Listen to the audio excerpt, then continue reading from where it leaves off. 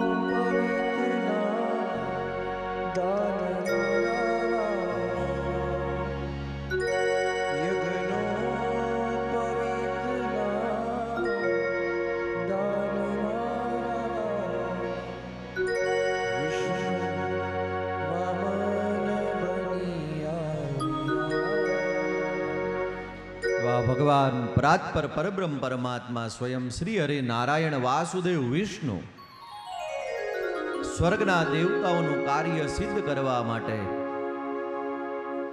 માં અદિતિ અને કશ્યપને ત્યાં ભગવાન સ્વયં વામન નારાયણ બનીને આજ પ્રગટ થયા છે. શ્રીમદ ભાગવત મહાપુરાણની અંદર ભગવાનના જુદા મંગલમય પ્રાગટ્યની કથા આવે એમાંનું એક ચરિત્ર ભગવાન વામનનું છે.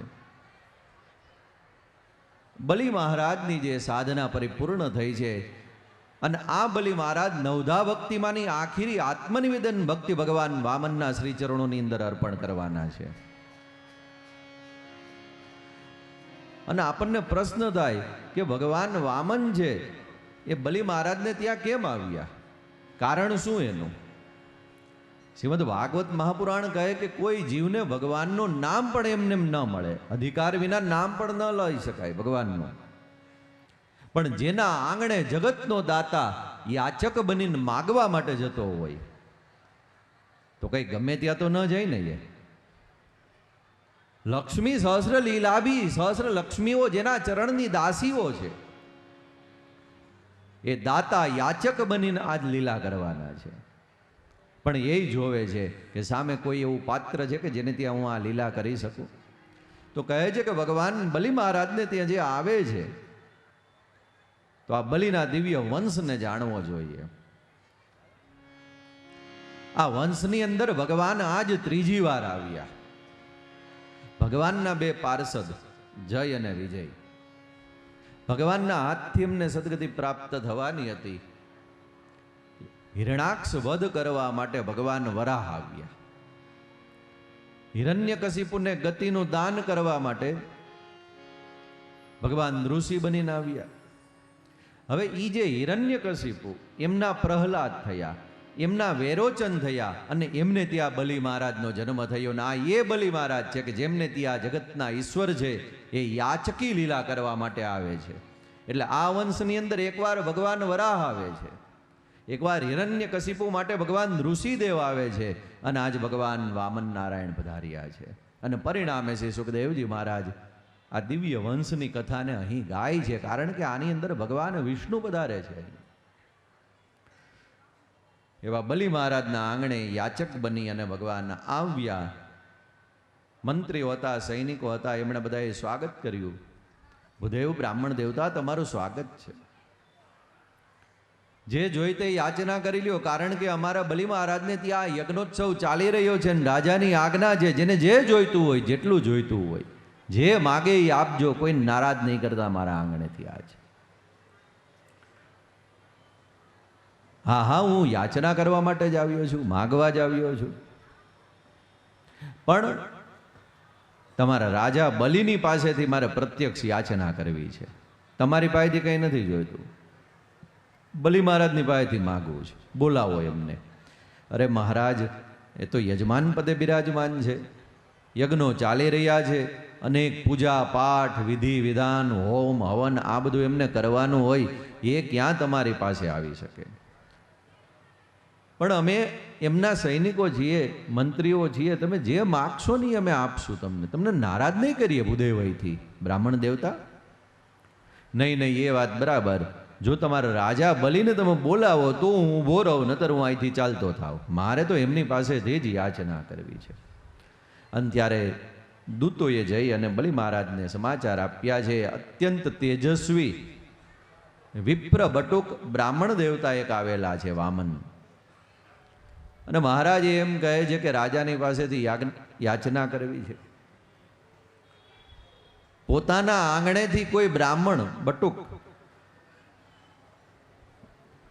દાન લીધા વિના ન જાય. એટલે બલિ મહારાજ છે એ જે કાંઈ પોતાનું યજ્ઞ કાર્ય કરી રહ્યા હતા એ અટકાવ્યું અને બહાર આવીને જ્યાં ભગવાનના દિવ્ય સ્વરૂપના દર્શન કરે છે, તો હૃદયમાંથી એક ઉદ્ગાર પ્રગટ થઈ ગયો કે હું જ્યાં યજ્ઞોત્સવ કરી રહ્યો છે આની અંદર અનેક દેવર્ષિ બ્રહ્મર્ષિ રાજર્ષિઓ આવી રહ્યા છે, બધા વંદનીય છે, પ્રણમ્ય છે, પૂજ્ય છે મારા માટે.